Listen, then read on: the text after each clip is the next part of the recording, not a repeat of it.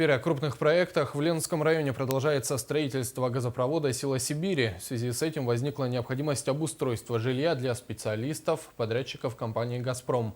В Ленске уже выбрали площадки под строительство здания линейного производственного управления и вахтового поселка. Елена Парыгина продолжит. Благодаря приходу в Ленский район строителей газопровода «Сила Сибири» город увеличится еще на один микрорайон для вахтовиков «Газпром» Томска. Площадка для строительства уже готова, и через 2 месяца здесь закипит работа, начнут забивать сваи, готовить фундаменты. Обязательным условием работ по строительству для компании является строгое соблюдение экологических канонов.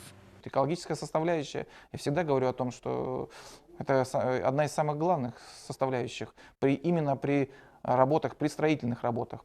Сделать работу и убраться за собой — это такой первый принцип строителей, чтобы после себя оставлять не разруху какой-то, как после военных действий, а нормальный построенный объект с благоустройством территории, с благоустройством самой линейной части. Надо признать, что непосредственно на трассе следовать правилам достаточно сложно. Очень интересно в плане местности.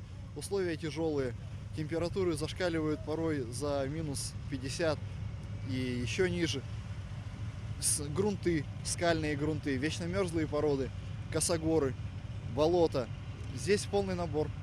Тем не менее, мы видим широкую вырубку и чисто убранное полотно трассы. Еще один немаловажный для местных жителей момент – трудоустройство. Работы у нефтяников и газовиков идут полным ходом, а специалистов в районе, к сожалению, нет. Конечно, много ленчан уже учатся в высших учебных заведениях. Подготовка кадров — это не то что больной вопрос, он как бы такой глобальный и нужный всегда. Значит, я думаю, у нас все получится с местным колледжем, который расположен в Ленске, и будем готовить под эксплуатацию кадры.